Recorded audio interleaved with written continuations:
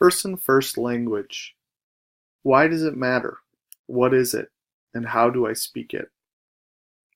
Proverbs 18:21a says, "The tongue has the power of life and death." The power of death? Could the tongue really be that strong? Think about how the Nazi power started with propaganda. They had to use language that would allow people to dehumanize the Jews before they could carry out their plans. And if you look at the history in America, language reveals racist attitudes. Think about the use of the N-word or other racist terms. The power of the tongue can be deadly. But what about the power of life? How can you do that with your language? How can you give the power of life? You have to emphasize the person and avoid creating limitations. How to make your language person first. Instead of saying a disabled person, say a person with a disability. Instead of a wheelchair-bound person, say a person who uses a wheelchair.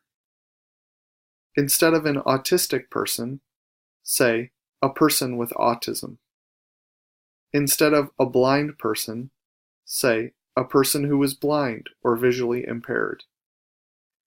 Instead of a Down syndrome person, say a person who has Down syndrome. Instead of a victim of cerebral palsy, say a person diagnosed with cerebral palsy. Why?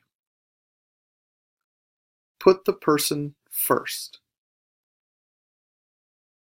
Language shows attitude.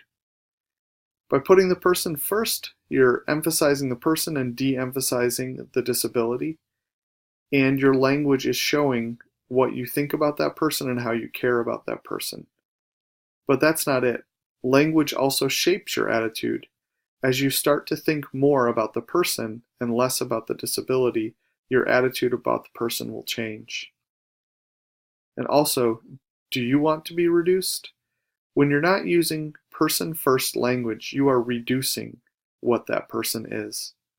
And I don't think you would like to be reduced yourself. No one wants to be considered only one aspect of their personality. We all want to be known for who we are completely.